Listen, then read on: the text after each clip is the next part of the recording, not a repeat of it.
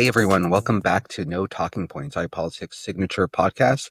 I'm your host, editor-in-chief of iPolitics, Marco Vigliotti. I'm joined as always by my co-host, Brian Storseth, our publisher here at iPolitics. We have two excellent guests, Dr. Tim Sargent from the Macdonald-Laurier Institute and Zita Astravas from Wellington Advocacy. Thank you both for joining us. Again, we are shaping up or in the midst of a very, very exciting week here in Canadian politics. By-election victories in Toronto and Quebec have given the Liberals more than just a bare bones majority in the House of Commons. Still not necessarily a particularly big ones, but I didn't want to waste too much time just getting right into the heart of the matter. I'll start with you, Zita. You have some familiarity dealing with majority and minorities on the Liberal side of things. I don't know if you caught the PM's press conferences, talking about, he took some shots at how committees haven't been functioning terribly well. But I want to hear your thoughts on what do you think the next priority is for this government now that they've got the desired majority in the House? Thanks, Marco. I think one thing to remember, this is a very historic day for this government. They've been in hot pursuit of a majority, and yesterday after the by-election results with a combination of other political intrigue events over the past number of months, they've secured a majority. But it's a slim majority, as you noted, Marco, and we may probably have a couple more by-elections on the horizon with Nate Erskine-Smith seeking the provincial seat and a bit of a swap there, causing another by-election and perhaps some other diplomatic appointments / political retirement. So they're not out of the woods. And sometimes governing in a slim majority is more difficult and more challenging than governing in a major minority. And so I think one of the big things, of course, changing the constitution of committees is an important one for the functionality of Parliament and delivering the government's agenda. But big agenda items, I don't foresee the government deviating in any way because they ran on a very clear platform and now have the ability to move on it faster. I do foresee a couple items in that they now have the flexibility on implementation on some major policy items, whereas before they would have to broker support with an opposition party. We saw some key major infrastructure investments outlined in the last budget. And now they have the flexibility on whether we do it, in the spring economic update, we do it in budget 2026, or we kick it to the next year. They have that flexibility of time because they're not negotiating with somebody on priorities or setting different priorities or speeding one up or slowing one down. But I do think the pressure is on the government on delivering on those major projects, those major infrastructure pieces. What's going to happen with the government of Alberta, because there is no one else to kind of point the finger at on making Parliament dysfunctional or being able to move the agenda forward. So in one way, it's a very historic day. Certainly, people like myself are quite pleased to see the result yesterday. And we can dig into the numbers on what that means for the NDP and Conservatives. But I do think it really sets the bar high on delivery on this government going into the next couple of years of their mandate. Yeah, I think that's a good point. I'm curious, Tim, Zita brings up some, points about how, maybe the agenda for this government doesn't radically change. We just had an announcement today of a temporary federal fuel tax cut, which is something I assume the Conservatives would have voted for if their votes were that dependent in a minority setting. Maybe now with a majority, they can be a bit more particular, and they didn't like maybe some aspects of that. But I do wonder from that perspective. Zita brings up a good point about how maybe things don't radically change from, an agenda policy perspective for this government. Just makes life easier for them. I'm curious, what do you think it would change from the Conservative side of things? They have to do a radical 180 considering where they are right now. Yeah, so no question it was a bad night for the Conservatives. Basically validates the opinion polls that have the Liberals way, way ahead if they were to call an election now. Certainly gives the Prime Minister a freer hand. He's got 174 is better than 173 and it's better than 172. Each extra one does make a big difference. I think for the Conservatives, what the Conservatives need is time. And I think you can certainly argue that the by-election victories together with the four crossers have potentially given the Conservatives some time. It does seem much less likely now that there would be an election. I'm sure there's some voices in the Liberal camp saying the polls are really good. We have some big national challenges coming up. We have to renegotiate CUSMA, etc. We should go for it. But I suspect the Prime Minister is a cautious man. He has his majority now that he's been looking for. And, there's nothing stopping him, at least within Parliament, from moving ahead on his agenda. For the Conservatives, they need time. They need time for the national conversation to turn away from Trump and what's going on internationally to more domestic issues. They need time for voters to switch their focus to the economy. And from a political perspective, they actually need time for the NDP and the Bloc Québécois to rebuild. It's very hard to see a path to a conservative, certainly conservative majority government in a world in which you don't have opposition parties on the left taking votes away from the Liberals.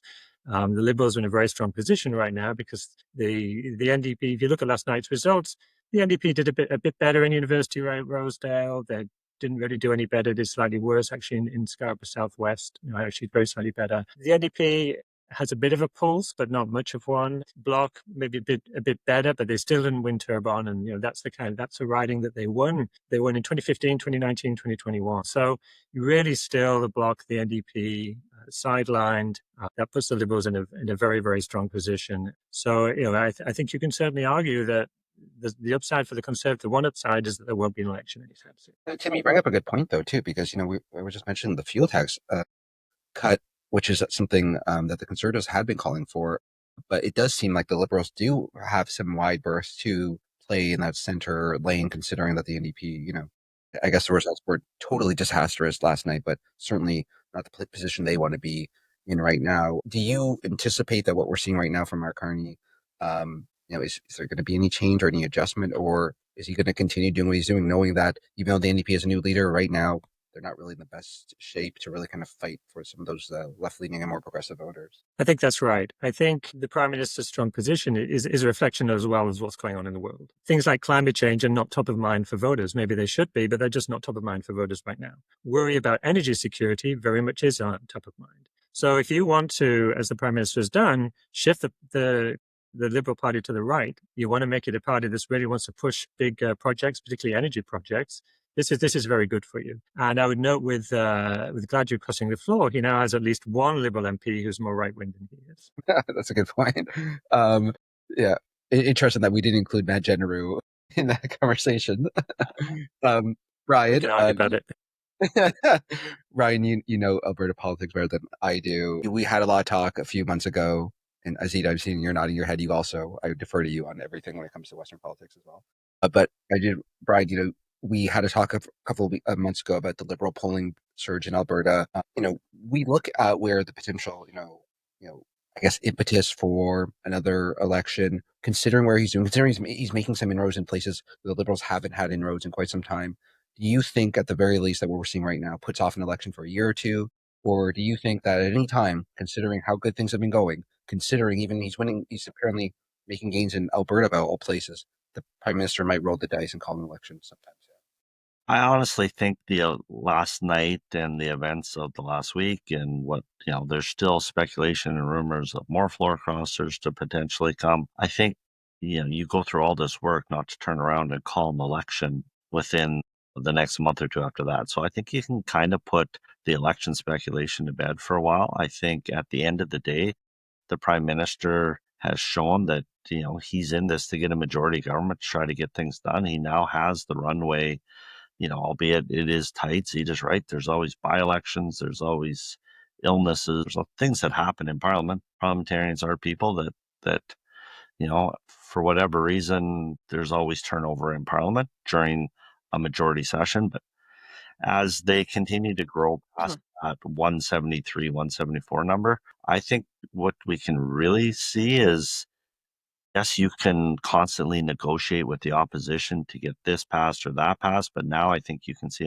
the government can take the time to put a more wholesome agenda together, look at more of their longer term plans and do all this without the fear of making a tough decision that you're going to turn around and you have to go to the hustings right away because you had to make a tough decision. So there certainly gives them some leeway, and I think it's probably in the best interest for the country with the situation where we're currently in. It's a weird spot where if you're actually looking at it from any of the NDP, Liberals, or Conservatives camps last night, probably nobody's terribly unhappy with it because Tim's right. The NDP and the Conservatives need to get back and rebuild up where they are. The Liberals want the opportunity to actually govern and put a new vision forward for the country. So I think it's built the time out. And I think with the current economic and global crises going on, now's the time you do need stability. So I think there's probably a win for Canadians at the end of the day.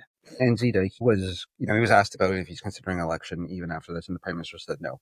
No. And I think most people maybe anticipate that. But my question, I guess, is, and I think Brian's saying, look, why would you go through all this work to call an election in a couple of months?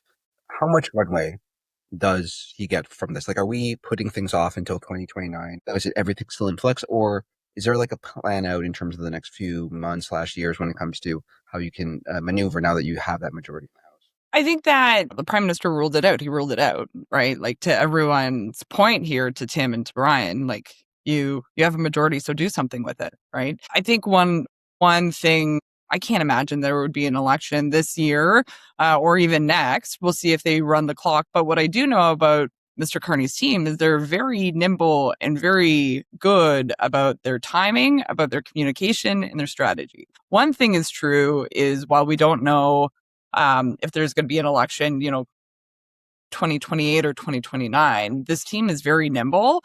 They're very able to adapt to any environment, as we've seen over the last year. So I would imagine that they're still going to keep an eye on everything, but we have some breathing room. I did want to say, because I do take a look at some of the numbers and some of the results yesterday, what I found interesting, Marco, is that the NDP switched with the Conservatives in that Toronto seat in University Rosedale, which I think is definitely an interesting dynamic, where you see Conservative NDP switch voters, while the Liberal kind of vote share remained the same. And I think what was interesting about all three ridings, is that the Conservatives dropped double digits in support in all three ridings, which is a very big change from the by-elections prior to the last election, where the Conservatives were really pushing their numbers in ridings that were not anticipated. Look at the results in southwestern Ontario with Labour, where a lot of those seats around Windsor did go Conservative, and the numbers today are very different from that perspective. Tim notes that both opposition parties have the gift of time. I think, if my numbers or my recollection are correct, the NDP did not get their, or will not be receiving their, rebate in 2 of the 3 by-elections yesterday, which obviously is a concern and a complication, further compounding financial issues for the NDP. Is that the be-on, end-all for the NDP in 3 seats? No, but certainly is not a positive trend that I think the new leader wanted to set, and frankly raises some questions around whether or not he's going to pursue a GTA seat anytime soon. But I do think the bigger piece is, Tim talks about the gift of time. I think the Conservatives have 2 choices with the gift of time: rebuild or find a new leader, because they have the stability within the government benches. And that's an interesting question, to see what the Conservative caucus is going to do.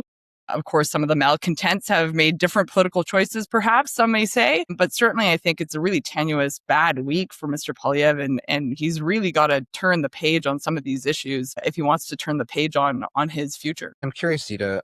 One thing we saw at the convention that came up in terms of Marilyn Gladue, and how she would fit into the big tent the Liberals have. And Tim made a comment on how she was even more the right than anyone else on the Liberals team. But I'm curious, in terms of attracting floor crossers, the Conservatives being where they are right now, not just losing the polls, the fact they haven't been in government in 11 years. Like, what is attracting voters to? Is it just where the Liberals are polling right now? Is it Pierre Poilievre? Is he the reason why people are fleeing like rats off a sinking ship? Like, what is going on in terms of motivating people, even like a Marilyn Gladue, to be like, hey buddy, I'm out of here, even though on some issues she's further right than Pierre? Like, it just seems wild that we got to this point, not just because the Matt Generous and maybe the Michael Maws, the more moderates in that, or Chris Entremonts.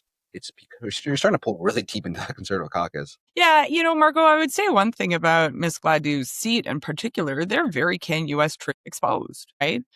If you look at where Sarnia is, like that is a community that is very, very much affected by any points of consternation or flux or instability on trade. And I think, you've got to take Ms. Gladue at her word, in a sense, where she's hearing from her voters that Mark, in the direction that the government is going, is the direction that they want to see implemented, but also to have some stability within Canada, dealing not only with the US administration, but take a look at what has transpired in the Strait of Hormuz, what is transpiring in the Canadian economy. Like, the list is long of challenges that Canada is trying to navigate.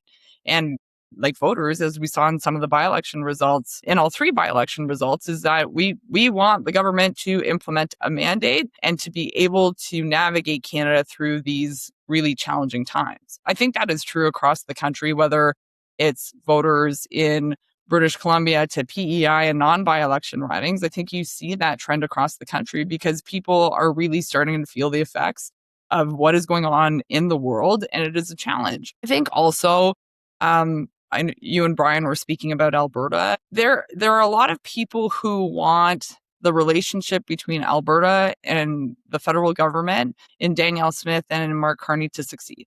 Because at the end of the day, they want to see the economy succeed, move forward, and get resources to market. It's as simple as that. And it's not some political machination of calculus of, 1 + 3 = 4 on a Tuesday, right? Like, I think generally the sentiment across the country, from British Columbia to the Northwest Territories to Newfoundland, is one of stability and being able to implement an agenda to help Canada succeed on the world stage. And I think fundamentally that is a moment in time that we're currently in. Politics is a funny thing. We'll see if that holds next year or the year after, right? Like, if we know one truer thing about Canadian politics is in the last 18 months is that it turns on a dime and is wildly unpredictable. So I won't be making any predictions today, but one thing is true is that the sentiment across the country is get on with your agenda, implement it, and fight for Canada around the world, but also domestically. I guess I'll put that question to you, Tim. Does Pierre need to go? Because I think to Zita's point, the conservative talking point has been, Canadians voted for a majority government. I mean, we're talking about three results, so I'm not going to try to project that out for a country. But if you trust most polls, it seems like if that was a question, maybe Canadians would select that. Like, is Pierre the problem here, or is it just Mark Carney's, I don't know, magnetism and the honeymoon's in full swing? Like, what needs to happen to maybe for the Conservatives to get a point where they can start rebuilding? And Sure. I mean, early January seems a long time ago now, but the Liberals and the Conservatives were level pegging in the polls, both around 35, 36%. And I'm just looking at 338 polling average right now to confirm that. What happened was Iran and the Iran war. And just as we had with the election of Donald Trump and the subsequent remarks from that sage gentleman, we have a lot of voters getting pretty scared and pretty worried about the international situation, and they're looking around for the person they think has the experience and the ability to deal with that. And if you look at who those people are, if you look who really switched in the 2025 election, it's older male baby boomers, and Carney is one of them essentially.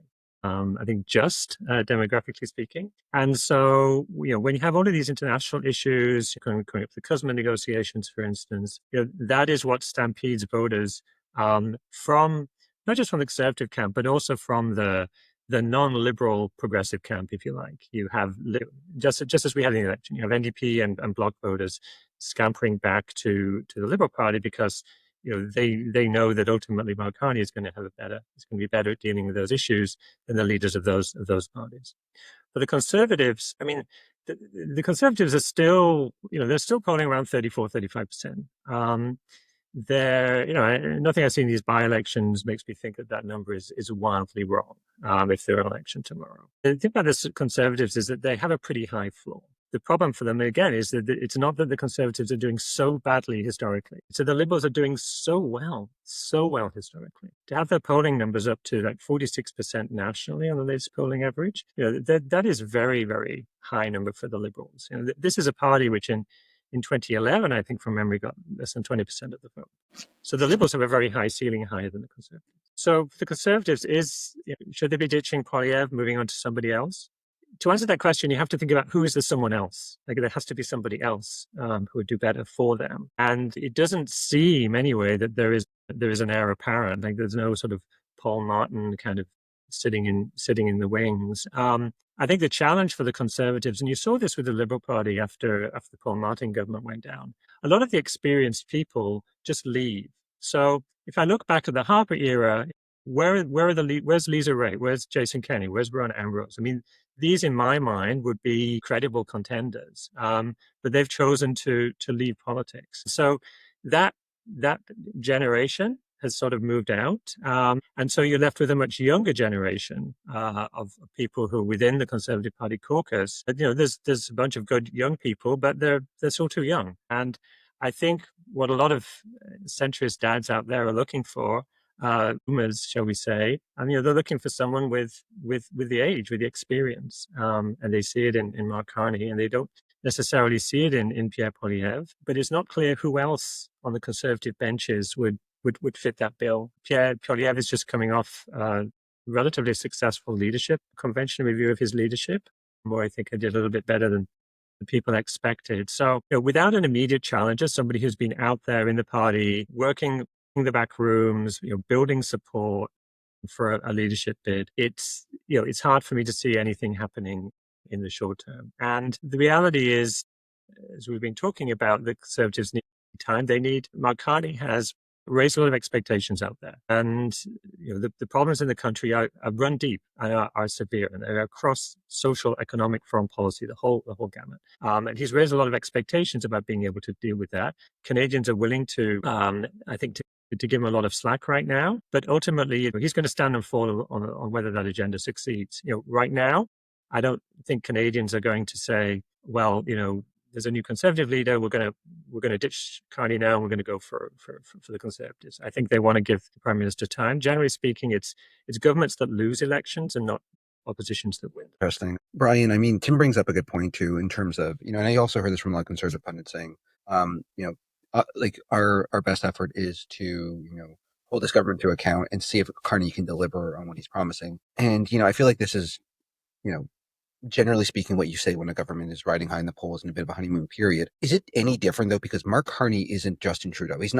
didn't beat you by proposing something radically different than when you were offering or something significantly. He's basically eating your lunch on issues, that you're trying to spearhead when it comes to, just look at the announcement for the fuel tax cut. Like, if this guy, doesn't succeed, obviously, if the economy blows up, obviously that's going to lose some support. But I do wonder, like, how vulnerable or how strong is that brand if he is, basically positioning himself firmly into the center and maybe borrowing some of your policy ideas? Like, is that bigger of a hill for the Conservatives to climb to get back into contention? Well, Marco, I think Prime Minister Carney has done a good job of at least presenting the image and the ideas that Canadians are attaching themselves to get us through the current situation. And certainly the opposition talking points right now are, he's got to accomplish all these big things. And, I hear you when you say, well, if he doesn't accomplish them in the next couple of years, it puts the opposition in a good spot. But to me, that's a lot of hope. That's not a strategy. That's just hoping the other guy fails. And the only, from a very traditional perspective, what Tim lays out makes 100% sense. I actually think the Conservative Party is in a bit of an existential crisis right now. They're, for the first time, and I think that I can remember, the last election, and it looks like maybe the next election, at a general election in Canada, the ballot box question is really a foreign policy issue about interactions with another country or another leader. And the Conservatives just are in such a bad spot because they fundamentally believe in the things that are just not popular right now. Like, they're pro-Canada US, they're pro-US. They're smart enough to know that they can't attach themselves to Donald Trump, but yet every time there's a foreign policy issue, whether it's Venezuela, whether it's Iran, whether it's anywhere, it's a race for them to be the first one out agreeing with Donald Trump. And Mark Carney has shown that he's mature enough to evaluate a situation and make a decision based on what's best for what he believes the country to be, and not necessarily stuck to an ideological position. So, like, Tim, I don't know that Jason Kenney or any of the people you talked about would be taking different positions than Pierre Poilievre on any of the things that are driving voters away from the Conservatives into the Liberals' arms right now. So I think they need to have a real look at what the future holds for the party. And that's not so much about the leader, but the party itself and where the party wants to be on the spectrum. And if it wants to be serious about winning elections or passing some kind of purity test on all these different ideological perspectives. Because certainly the Liberals are showing, Mark Carney showing that's not going to be something he's wrapped up in. When you'll take Marilyn Gladue and you'll take Matt Genereux And these are on opposite ends of the spectrum, right? And NDPers that we're seeing cross and potentially cross the floor. And there's a real difference in approach to that. Can I respond to that? So I don't think the next election, if the next elections are a couple of years away, I don't think it's going to be fought on foreign policy. Trump will have done whatever Trump has done. I think it will come back to domestic policy. I think the Conservatives are in trouble right now because the Liberal Party, or certainly Mark Carney, has moved so far to the right. I mean, an agenda based on lower taxes, smaller government, higher defense spending, pro-energy projects. I mean, those are Conservative policies. And the challenge for the Conservatives is that Carney's moved so far right, he's taken up this ground. And it's very hard for the Conservatives to distinguish themselves from Carney. There are a few areas where they can try and do it. But the Canadian electorate has moved significantly to the right. And the Liberals have moved with it. And that I think is a challenge for the Conservatives. The upside for the Conservatives is they're not unpopular and they didn't lose the last election on policy, certainly not on domestic policy. But as long as Carney as the Liberal Party allows Carney to govern so much from the right, it's just going to be very, very difficult for the Conservatives to offer a radically different policy prescription or come up with a leader who appeals more to Canadians for the kind of things that. I mean, that's a great point. And I do wonder, though, Tim, yeah, you're kind of eating the Conservative lunch. But I'm curious, Zita, what do you think? Like, do you think there's an opening for the NDP or someone to steal some of those progressive votes? At the convention last week, and I asked, some Liberal MPs who I think clearly identify themselves in that camp. Unsurprisingly, they brushed me off, saying, no, we feel at home here and nothing to worry about. This is just how the Liberals do business. I don't know, someone like putting Will Greaves out in Victoria in the same caucus as Marilyn Glad-Do, like maybe I'm crazy, but it seems like there's inevitably going to be some tension. At what point, if you're sending those signals that Tim's talking about, that you're going to eat the Conservative lunch on these issues, at what point does that kind of make you vulnerable on that left flank? So I think one thing, I don't know if everyone caught Ms. Glad-Do's press conference after the handshake, where she was asked a lot of these tough questions, right? And she was very clear around what she actually believes. And so, I encourage people to watch that press conference because she mounted her own defense, as one member should, just around why she made the decision to cross the floor, right? I do think that, to Tim's comment, just around where the party is going, whether it's right or left, I think the government's extremely responsive to fundamental changes within the world order. And the responses, they're being very responsive to what voters are looking for. I don't think there's an ideology on reflecting that the world is way more chaotic than it was 5 years ago, that there are significant challenges and alliances that are being tested, and that the government of Canada and the Liberal Party are being responsive to that. Right. I think it's not, no party can claim ownership over a specific policy over generations. It just doesn't work that way. That's not politics these days. Do you think, though, that approach, it seems like it's widely contrasted with what Trudeau was doing, with what Pierre Poilievre was doing, where they stuck to their guns on those issues, where it was, this is who we are as a government. It seems like they went out of their way to kind of wrap the flag around it. This is who we are. These are the values we believe in. And if you don't like it, doors that way. Is this just an evolution? Because it seems like it stands in stark contrast to what we're seeing stateside, where there's even really, really sharp polarization on ideological lines. Is it Canadian just rejecting that level of you're with us or against us, and wanting someone who's a bit more flexible when it comes to what issues or how you approach solving some of these big issues we're facing? I think having a big liberal tent is something that the party has always done, right? And it spans different issues, right? I don't think the Carney government has walked away from core liberal issues whatsoever. There's just an impetus on moving on certain issues like defense spending because the world is a mess, right? And it has the benefit of building stable industrial-based jobs in Canada and attracting talent, and the list goes on, right? I think they're complementary from that perspective. But I don't believe that Mr. Carney or his caucus have walked away from liberal ideals, right? I think there's just a longer list of issues that they're trying to contend with while striking the balance on traditional values or broad base that the Liberals have always taken into consideration. They haven't walked away from the environment. They made a massive environment announcement. Was it only 10 days ago? I forget what day it was, right? They still put a premium on all of those issues, but because the world has changed, they're responding to that. I do think that caucus management is really important. At the onset of this podcast, I was saying a slim majority is oftentimes more challenging than a than a major minority from a caucus solidarity perspective. One thing is true about Ottawa. They asked the Prime Minister about whether or not there's going to be an election. I'm sure tomorrow they'll ask him about a cabinet shuffle, right? Like that's just the nature of Ottawa in the predictability of things. And so I do think that they have a huge opportunity in the spring economic update to put their stamp on things.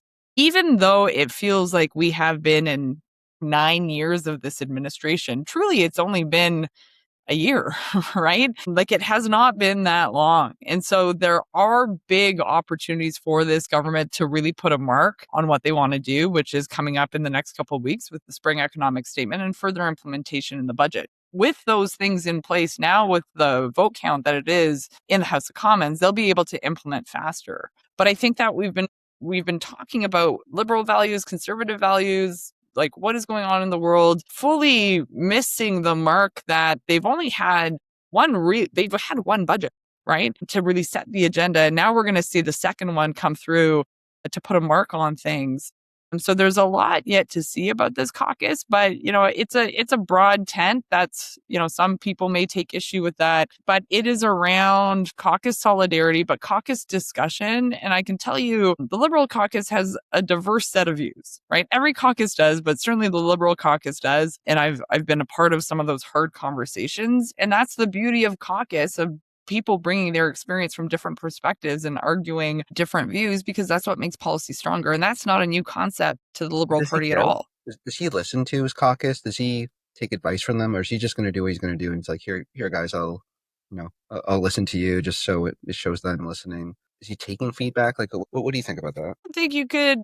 I don't think he could do what he has done in the last year if there wasn't caucus solidarity. Like, if you don't have team, like, it doesn't work.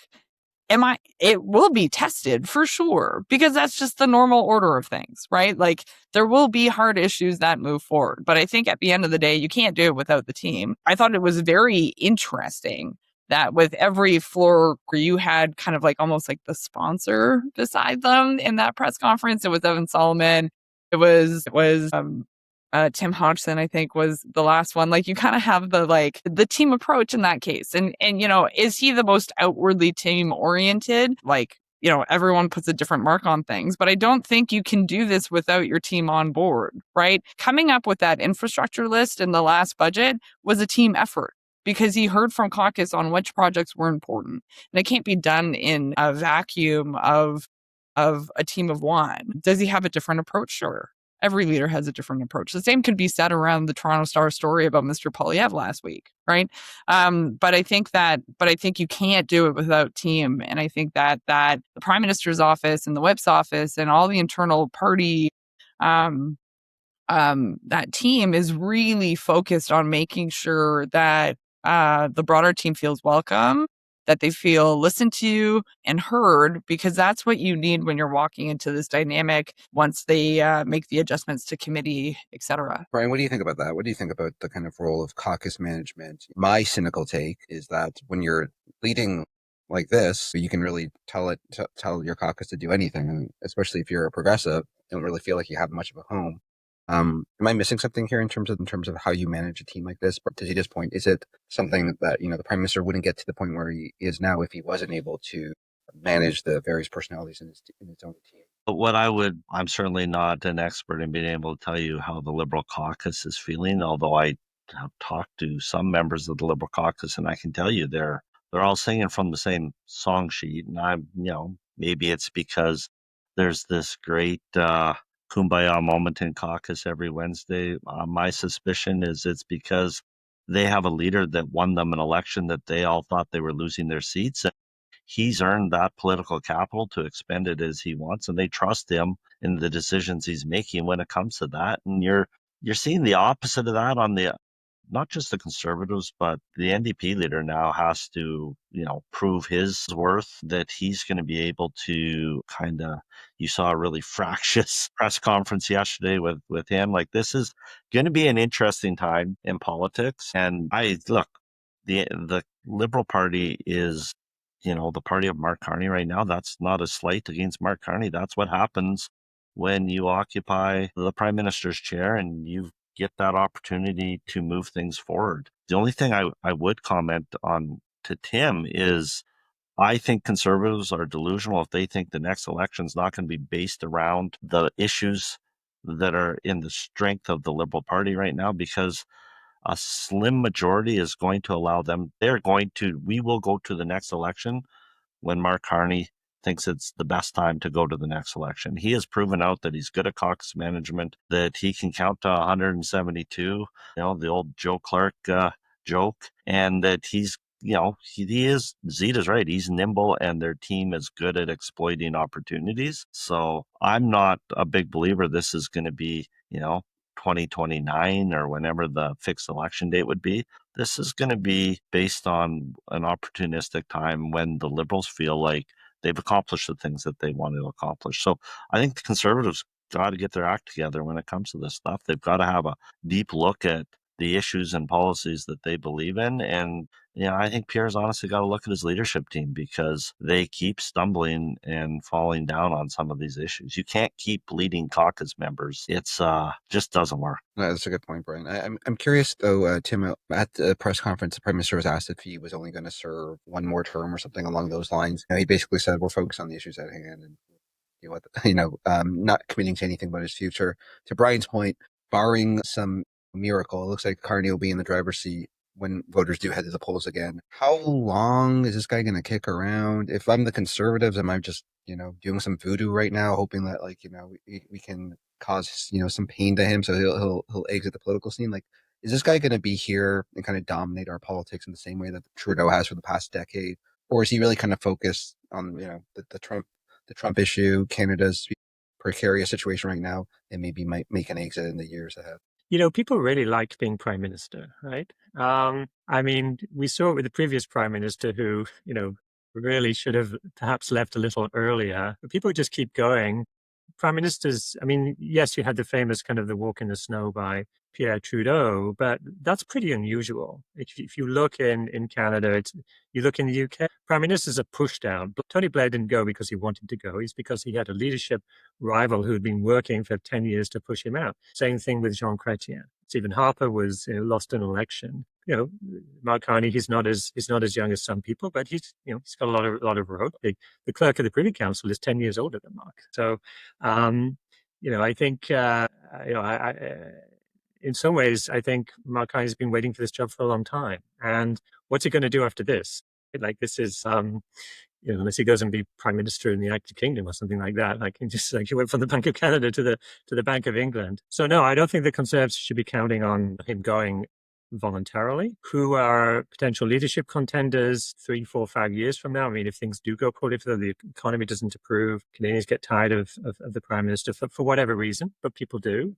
Then I don't see who those people are right now. So I think Mark's Carney's in a pretty strong position, and it's going to turn on events. And Tim, I feel like the UK tours are probably saying to you, please don't give him any ideas. He would probably, he probably have a good shot of winning an election as a Labour leader there. Zita, to Tim's point, PMs, seem to get pushed out. They don't seem to go voluntarily. We saw that with his predecessor. Do you think Mark Carney's any different, or is he going to stick around until either people get sick of him or he loses an election? The one thing I know about Mark Carney is his dedication to service is unparalleled, right? And I don't think anyone could question that. And I think that he feels like he has a job to do and he's going to do it. Point final, right? I think he has figured out how to get to a position in order to implement an agenda, and he's not going anywhere, right? I think there's a lot that he wants to do. That platform had a lot into it, a lot of really difficult pieces to implement, and he is very driven in order to do it. The other thing I'll say about Prime Minister Carney is not only disciplined to work, like the man runs, marathons or half marathons? Like, he is disciplined in every aspect of his life, and it truly is something quite impressive. Every leader kind of has their physical extracurricular activity to remain focused, and he's one of the most disciplined ones. When I worked for Premier Wynne, I started running because the Premier started running, right? Like, I learned from a politician who was significantly older than I was in that period and would still beat me on a 5K, which was slightly embarrassing until till I got my training up to snuff. But I think there's a lot of leadership attributes of Prime Minister Carney that contribute to his ability to serve. He's got a lot of work cut out to him, but the one thing about him is that it is an absolute, it drives him. He wakes up in the morning in order to do it. So I would not count him out at any point at all. I was going to say, Zita, thanks for making me feel terrible about skipping running for the past few weeks. Well, it's winter in Ottawa, so you have that. It's always winter in Ottawa. I can't use that excuse. What's your take? Is he one and done, or is he going to stick it out until, to Zita's point, he feels the desire to serve you, and is he going to keep going until he's shown the door, he loses an election? I have no idea, Marco. At the end of the day, I believe, and seeing him up close, he seems like the guy that feels like he's the right person for the moment, and I think he's very focused on something. Brian, as any leader is. I think they're the perfect person for the moment. Yeah, they all have that feeling, but they don't all come in during a time. And I saw Prime Minister Harper during the economic crisis as well, and there's just an extra level of discipline and focus that is required. There's a lot extra pressure on you, and so I don't think Mark Carney's looking past next week or next month, or definitely not looking into 5 years from now, whether he's going to be running or not. I actually think a bigger question is for the Conservatives to start having some of these conversations. Pierre is as driven as anybody else. He's as disciplined as anybody else is. It's about what does his path look like to a victory, and he's got to find that. As I said earlier, it can't just be hope that Mark Carney stumbles and does what Justin Trudeau did. You've got to find a different path to hold Mark Carney to account. And I think that if he can do that, and the Conservatives can do that, it makes the country better, because holding the government to account in the opposition has an important role to play. And they've got to start playing that role, I think, better. And I think that'll be best for Canadians. Marco, could I just say one thing, is that what I find interesting over the last number of weeks is that the Conservatives are not holding a message together, right? Like, there was maybe 48 hours where that Joe Rogan interview carried the headlines, and then it's gone back to internal tumult, right? And I think one of the challenges, to Brian's point, is without question period, and, whether question period exists in the real world, which it does not, much to my own chagrin, like, they're not landing a message. They're not landing a message anywhere in this country other than reading 40 plus Conservative sources, speaks to reporter about unhappiness within the Conservative Party, right? And I think that is a big challenge. And I've seen it with governments I've served in and as a observer, is that when your internal dynamics take over your agenda, it is really hard to get traction with voters. Because at the end of the day, they're saying, well, what are you going to do for me? And what do you care about? And if all they're reading or listening to is internal, like an internal shit show, they kind of tune it out and say, like, get out of the way. Like, what are you doing for me? And that, I think that is a big danger. It'll be interesting to see what Mr. Poilievre does in terms of a summer roadshow, because that is an opportunity for him to really kind of get to voters directly when the House of Commons is not in session. I think that's a big opportunity for him. But, it's a long time between now and essentially the Calgary Stampede and Canada Day to get onto that roadshow. No, that's a good point. That instantly reminded me of what we heard when the Trudeau was facing the Caucus descent. Totally. We've got to focus on the issues what Canadians are concerned about. But at what point do you have to realize, well, I'm the distraction here. Actually, I'm the reason that we're not being able to talk about that. To that point, Tim, like, are we there right now with Poilievre? Is he going to be able to overcome this, or is as the narrative, to his point, it's kind of turned against you? It's really tough to make a case or to claw back. Like, are we at the end of the rope here, though, right now? I mean, there's the message and the messenger, right? And you're going to need both. I think point was made earlier. I mean, this is essentially a new government, right, which is just run for about a year. Carney in that time hasn't really had to make tough choices. To govern is to choose. And at some point that will come. You look at the state of our public finances, for instance, deficits are increasing. Right now, Prime Minister's been able to throw money at issues like the EV issue, for instance, enhancement to the GST credit. What we're going to see, we're seeing across the Western world, we're seeing governments have racked up huge debts. We see interest rates going up. There's going to be a fiscal crunch. I'm old enough to remember the numbers. And I think we're going to be, the Western world is heading in that direction. So at some point, you just can't throw money at problems. You're going to have to either cut government spending much more than they've done now, or in a ways that affects voters, or you're going to have to raise taxes. Those things will be very major resource projects. At some point, you're going to have to build a pipeline to move bitumen. And are you going to be willing to stand up to all the kinds of people who are going to want you to do that or not? And again, at that point, you choose, and you have to nail your colors to the mast. But until that happens, it's very easy. It's very hard for the Conservatives to come up with a message that's fundamentally different from the Liberals and resonates with them, because it's hard to point to a specific issue, where there's a clear gulf between the two parties. So you've got to, in some sense, you've got to wait for the message to emerge, for those hard choices to emerge for the government. And then, but that's a necessary condition. It's not a sufficient condition. You've got to have the right messenger as well. And,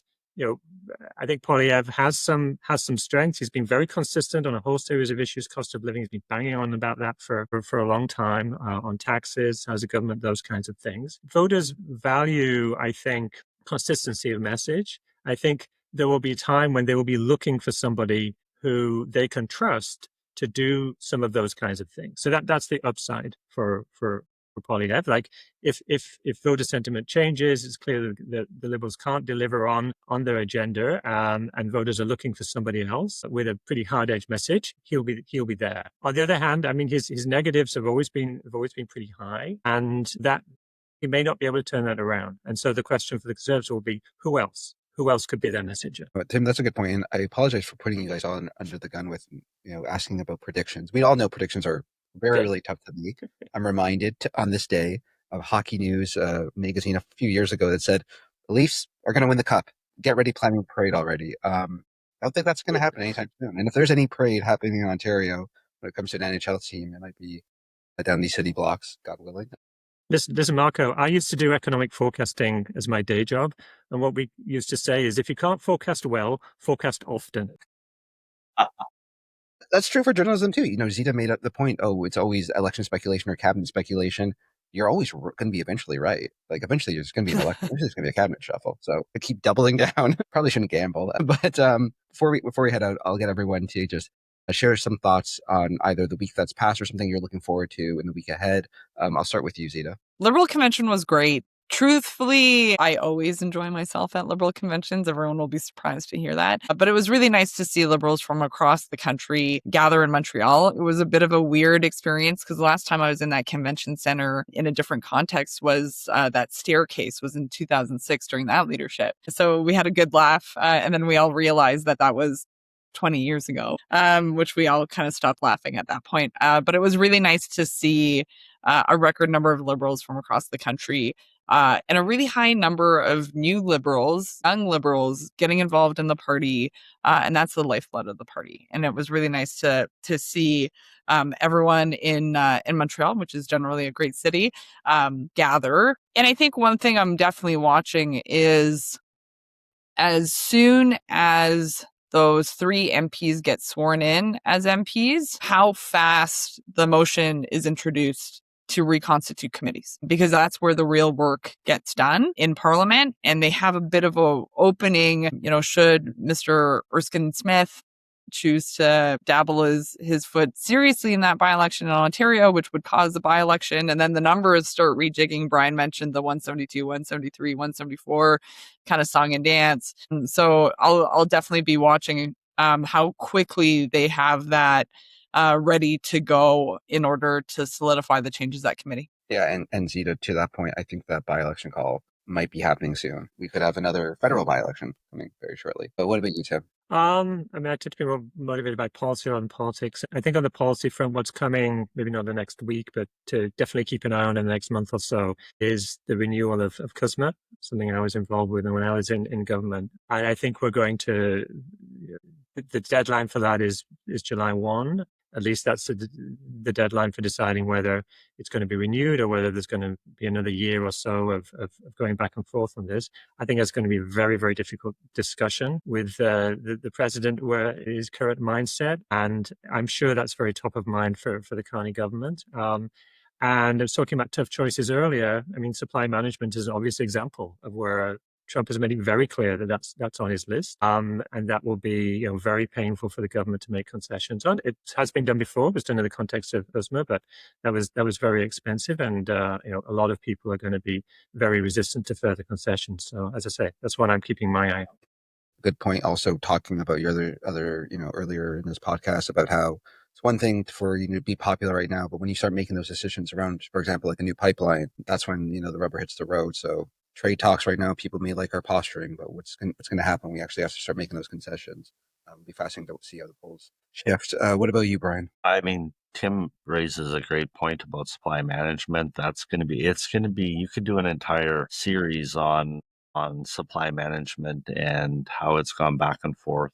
But the US is definitely going to be taking a shot at it. So the government's response is going to be interesting. But mine is floor crossers. Like now that the Liberals have got majority, are they going to slow down on accepting floor crossers? It seems there's no shortage of MPs that are willing to attempt to do it. So it is a valid tool. I will accept that. I think that every floor crosser does it out of self-interest, but it's a valid tool for anybody to accept them. But as with any tool, if overused, I think there will be a backlash at some point in time. Look at Jim Prentice and Danielle Smith back in just before the election there. Any tool that's overused, there will be a number. I don't know what it is that the public will say enough's enough. The next couple of weeks, I'm keeping an eye on, is there going to be more floor crossers? To Zita's point, not only does it add a number to the government, but when you do it in this drip fashion that they've done it, it just blows the Conservatives off message for a week or two at a time. I think it's going to be really interesting in the next couple of weeks if there is more and how many more and from which parties. It's a good point, Brian. They've managed to, basically have 5 news cycles over those 5 floor crossers, as opposed to one big splash that maybe would have occupied us for a week or two. So lots to kind of go over. I think, to see this point, what's going on with the committees, it will be fascinating. The PM at his press conference kept holding up the rancorous debate over C9 at committee as an example that things weren't working terribly well. So I assume something big will be coming down the pipeline. I'm again going to keep beating the same drum, but what does that mean for the Senate? Senators I've spoken to have not been quiet, saying Stephen McKinnon has expressed his frustration with how slow the pace of government legislation has been. I don't want to make any assumptions, but I will say Stephen McKinnon was the government House leader in the previous government. He knows how things are done. I do wonder if maybe he's doing some educating with Prime Minister Mark Carney, who may think, how come the Senate's making amendments to bills? How come they're slowing down passage of legislation maybe he's not familiar with? Because I think it's a tough argument to make that the Senate is somehow stopping your agenda, where that's not necessarily what's happening. That being said, I'm very curious to see what next steps will be and whether something will happen in the near future, considering we now got a majority government. Thank you, everyone. Tim and Zita, thanks for joining us. Brian, thanks as always for serving as the co-captain. And thank you, everyone, for listening. We'll be back same time next week with plenty more to dissect. Have a great week, guys. Thank you, guys. This was great.